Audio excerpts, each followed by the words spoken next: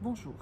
Nos enfants ont passé une période de scolarisation en distanciel qui n'a pas été facile pour eux. Actuellement, ils vont être confrontés à une situation encore nouvelle, c'est l'alternance entre le distanciel et le présentiel.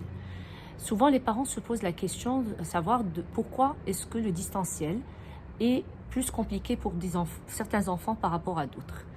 Il faut savoir que ce qu'on demande aux enfants, c'est de substituer un objet réel, qui est l'enseignant, la structure scolaire, un objet immatériel et virtuel, afin d'acquérir des acquisitions lui venant du monde extérieur. Cette capacité des enfants à pouvoir s'appuyer justement sur un objet immatériel va dépendre de plusieurs facteurs. Dans l'âge de l'enfant, donc plus l'enfant est jeune, plus ça va être compliqué de s'appuyer sur cette relation immatérielle pour faire des acquisitions. Ça va dépendre du degré d'autonomie de l'enfant.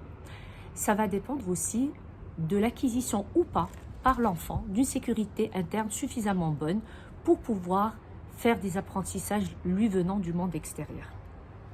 Et c'est pour cela que nous conseillons aux parents de prendre en considération ces différents facteurs afin d'évaluer le degré d'accompagnement nécessaire pour chaque enfant pendant cette période qui, nous l'espérons, est une période transitoire et qui, si elle se passe bien et si on accompagne bien l'enfant, ça peut l'aider justement à acquérir quelque chose de nouveau, à développer des compétences qui peuvent lui servir par la suite.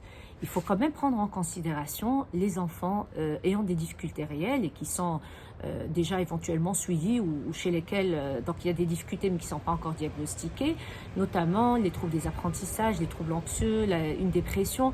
Donc ça, ce sont des cas et ce sont des situations pour lesquelles il faut mettre en place les aménagements nécessaires, il faut être plus présent parce que ça va être encore plus compliqué pour eux de s'adapter à cette situation nouvelle.